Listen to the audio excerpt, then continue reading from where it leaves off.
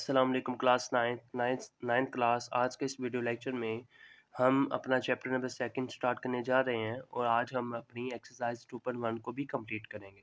जी students, आपके सामने question number 1 exercise 2.1 given है, यानी आपको बताया जा रहा है। इसके स्टेटमेंट रीड करते हैं और समझते हैं कि हमने इसके अंदर क्या चीज़ फाइंड करनी है, क्या सॉल्व करना है। यानी लिखा हुआ है एक्सप्रेस द फॉलोइंग नंबर्स। आपके पास डिफरेंट पार्ट्स के अंदर नंबर्स दिए हुए हैं और इन नंबर्स को हमने किसके अंदर तब्दील करना है, साइंटिफिक नोटेशन के अंदर हमने चेंज करना है। यानी हमने क्या करना पड़ेगा, साइंटिफिक नोटेशन को अब समझना पड़ेगा। ये साइंटिफिक नोटेशन होती क्या है, ये चीज़ को हम समझते हैं और इनके पार्ट्स को भी हम सॉल्व करते हैं। चलिए बढ़ते हैं इनके सॉल्यूशन की जानिब। जी नाइन्थ क्लास, ये मैंने आपके सामने इसको नोट कर लिया है क्वेश्चन नंबर 1 को। अब इसको हम सॉल्व करते हैं। क्या चीज़ लिखी हुई है कि आपके पास ना डिफरेंट नंबर्स गिवन है और आपने इसको साइंटिफिक नोटेशन में चेंज करना है। किस तरह से करेंगे? आपको पहला पार्ट गिवन है, क्या लिखा हुआ है? 2 1 2 3 4 5 6 टाइम आपके पास 0 लगे हैं और आगे 2 लिखा हुआ है, इसका फर्स्ट डेसिमल नंबर। अब आपने सीखना है कि ये नंबर को साइंटिफिक में कैसे चेंज करें। आपने मेरी एक बात याद रखनी है, जहाँ पर एक नंबर दिया हो उसके आगे कोई पॉइंट, मतलब कि कहीं पर भी पॉइंट ना लगा हो, तो आपको एक बात याद रखनी है कि वो लास्ट पर पॉइंट लगा होता है। ठीक है? जब पॉइंट लगा होता है तो उसके आगे एक और ज़ीरो लगा होता है। यानी मतलब कि जब कोई एक पूरी वैल्यू यहाँ से लेकर यहाँ तक गिवन है आपको, तो ये जो पॉइंट और मैंने ज़ीरो लगाया, ये मैंने खुद नहीं लगाया, ये आपके पास कैलकुलेटर के अंदर यानी नंबर फॉर्म के अंदर इस तरह से इसको समझा जाता है। यानी कोई पॉइंट नहीं लगा हुआ, यानी उसके लास्ट पर पॉइंट लगा हुआ है और उसके आगे एक ज़ीरो लगा लो, या समझने के लिए ये लगा सकते हैं। अब आपने क्या करना है, इस नंबर को साइंटिफिक में चेंज करने का एक रूल है। साइंटिफिक में आपके पास मल्टीप्लाई का साइन भी यूज़ होता है, उसके साथ आपके पास 10 की वैल्यू और उसकी पावर भी लिखी जाती है। यानी आप ये देखें कि लास्ट पर पॉइंट लगा हुआ है ना, आपने इसको पॉइंट को तब्दील करना है। यानी इस पॉइंट को आपने 1 डेसिमल डिजिट के बाद लेकर आना है। तो किस तरह से लेके आएँ सर? कुछ भी नहीं करना, आपने जंप करा दे पॉइंट को। कितनी दफ़ा जंप करेगा? 1 टाइम, 2, 3, 4, 5, 6, यानी उसने पॉइंट ने 6 दफ़ा जंप की तो वो डेसिमल डिजिट के बाद आ गया, यानी आपने यहाँ पर पॉइंट लगाना है। तो सिंपल आप कैसे लिखेंगे? इसका आंसर हमारे पास बनता है 2 मल्टीप्लाई 10 इज़ टू पावर 6। और एक और बात, जब भी आपके पास ना राइट हैंड साइड पे आपके पास अगर पॉइंट यूज़ किया जा रहा हो, तो आपको ये बात याद रखनी है कि उसकी पावर जो है वो पॉज़िटिव में कंसीडर की जाती है। और आगे जो नेगेटिव का होगा वो बाद में समझेंगे, बस आपने इसको यहाँ तक इसको याद रखना है कि जब कोई पॉइंट नहीं लगा हुआ था, तो यानी वो लास्ट पर पॉइंट लगा हुआ था। ओके, आपने उस लास्ट को पॉइंट को चेंज करके 1 डेसिमल डिजिट के बाद लिखना है, तो वो किस तरह से लिखते हैं आप? उसको जंप करवा दें पॉइंट को ही। 1 दफ़ा जंप की, 2 दफ़ा जंप की, 3 दफ़ा, 4 दफ़ा, 5 दफ़ा, 6 दफ़ा उसे जंप करके अपनी असल पोज़ीशन के ऊपर पहुँच गया, तो उसका आंसर आ गया। यानी उसे कितनी दफ़ा जंप की होगी, वो 10 की पावर बन जाएगी। ये जो मल्टीप्लाई लगाया मैंने, 10 लगाया है, लिखा है, ये साइंटिफिक का फ़ॉर्मूला कह सकते हैं आप लोग।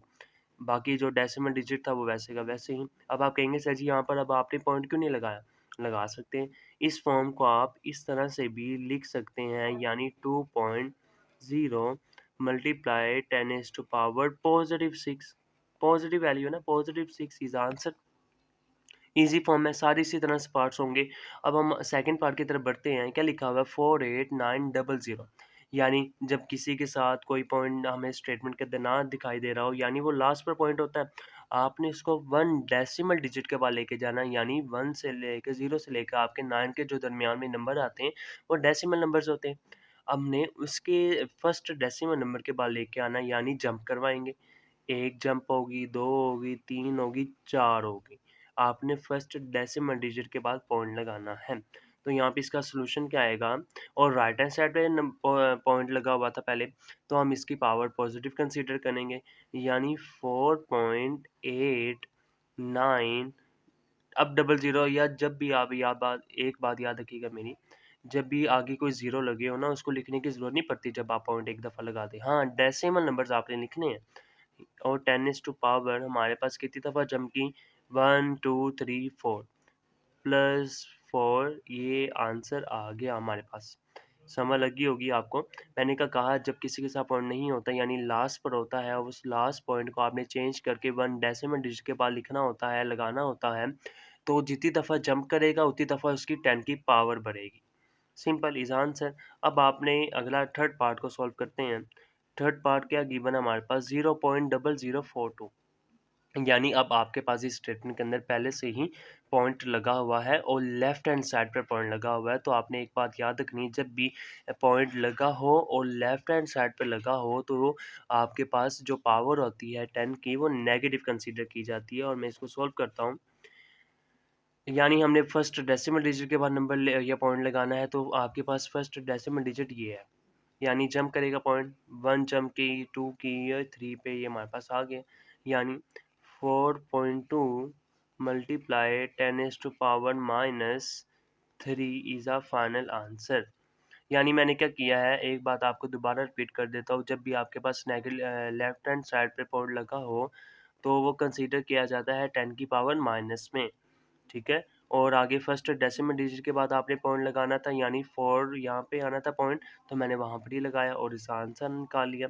इसी तरह से पार्ट नंबर 4 भी एज़ इट इज़ सेम है, यानी जो 4 पार्ट लिखा हुआ है 0.0000 और 9 आगे लिखा हुआ है, तो आपने सिंपल क्या करना है, लेफ्ट हैंड साइड पे पॉइंट नज़र आ रहा है, तो सिंपल 10 की पावर नेगेटिव में ही होगी, तो इसको सॉल्व करते हैं।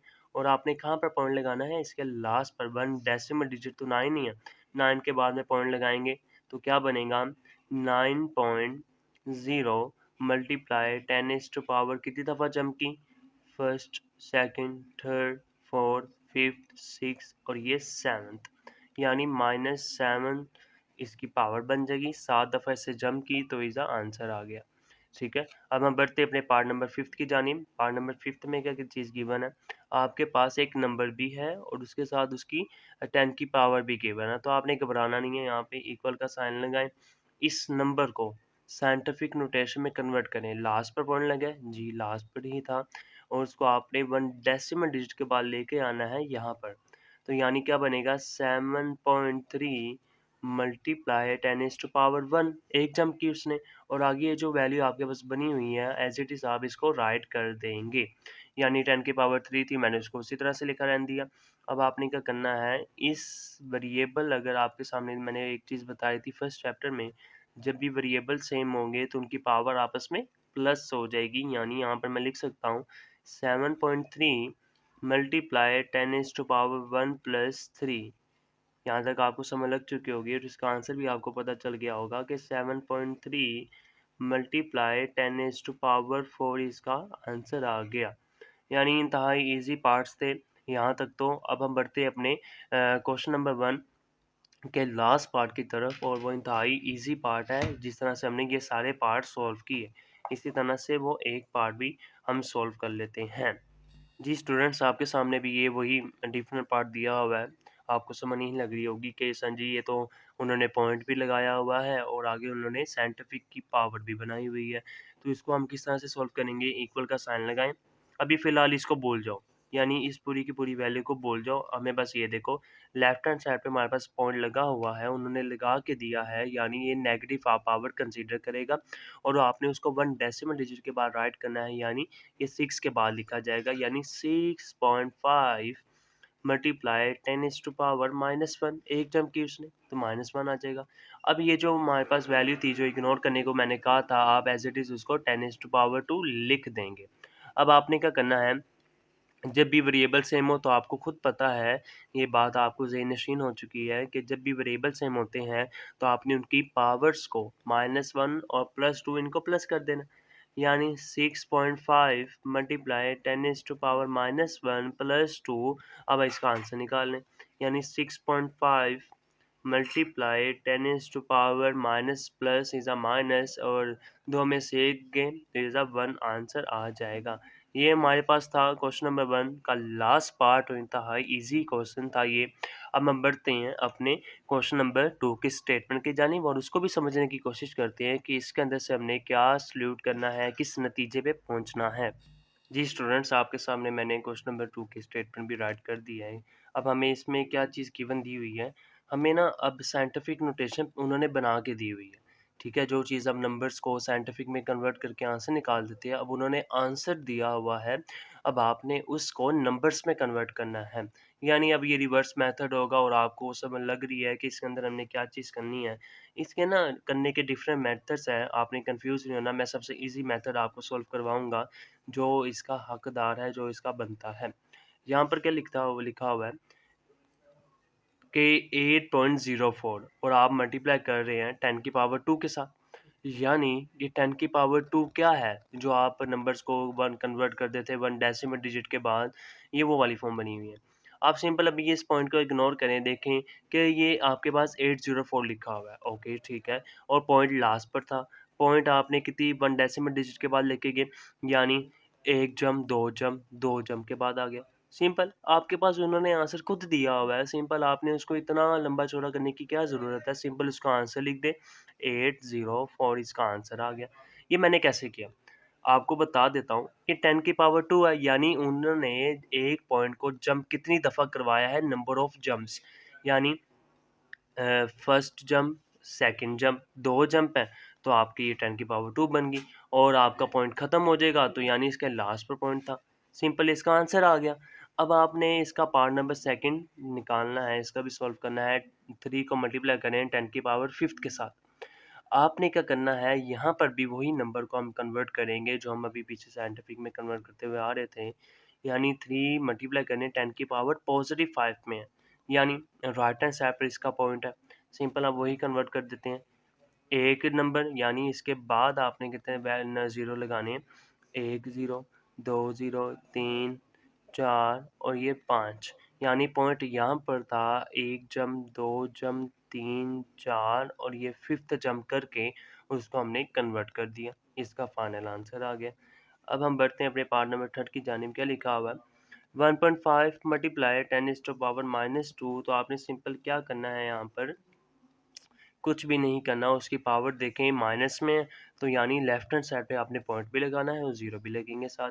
इक्वल का साइन लगाएं। कितनी दफ़ा जंप है, 2 टाइम, तो 2 दफ़ा लगा देते हैं, यानी पॉइंट आपका यहाँ पर लगेगा, उसके आगे एक ज़ीरो और 1, सिंपल।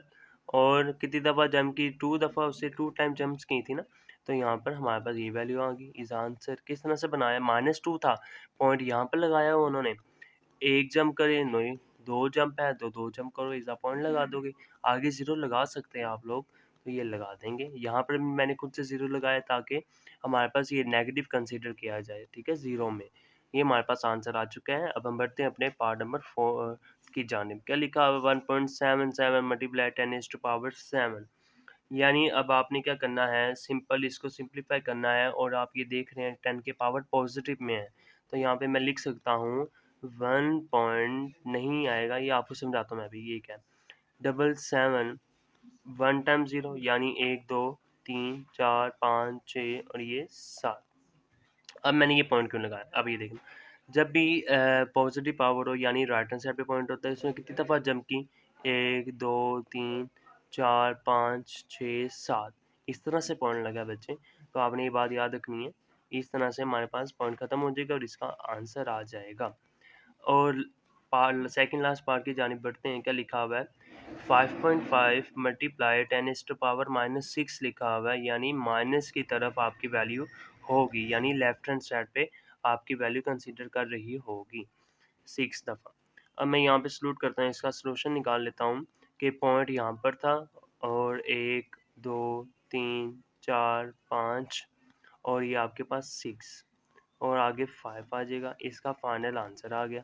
ये मैंने कैसे किया, सिंपल 6 टाइम था, यानी उसे 6 दफ़ा जंप की होगी, 1 दफ़ा, 2 दफ़ा, 3 दफ़ा, 4 दफ़ा, 5 और ये 6 दफ़ा से जंप करके इस तरह से उन्होंने फॉर्म बनाई हुई है, तो आप सिंपल इसका आंसर निकालें सीधे-सीधे।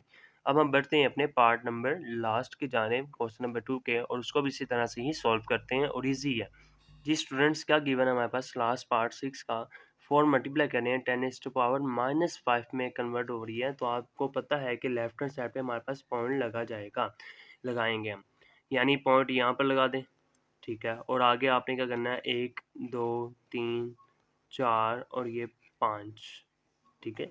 और उसकी पावर 5 आ जाएगी और यहाँ पर एक 0 लगा ली। किस तरह से किया आपको समझा भी देता हूँ कि -5 लिखा हुआ ना लेफ्ट हैंड साइड पे पॉइंट तो लग गया। 5 कैसे आया? एक दफ़ा जंप की, 2 दफ़ा जंप की, 3, 4 और ये 5 दफ़ा जंप करके यहाँ पर पॉइंट लगा होता है, आपको पता है। इसका हमने आंसर निकाल लिया था। अब ये था जी हमारे पास एक्सरसाइज 2.1 का क्वेश्चन नंबर 2। अब हम बढ़ते हैं इसके रिमेनिंग पार्ट्स यानी इसके आगे जो हमारे क्वेश्चंस बनते हैं एक्सरसाइज के, जो हमारे रिमेनिंग में रह चुके हैं 3, 4, 5, 6 उसको भी इसी लेक्चर में सॉल्यूट करते हैं, सॉल्यूशन की तरफ लेके आते हैं।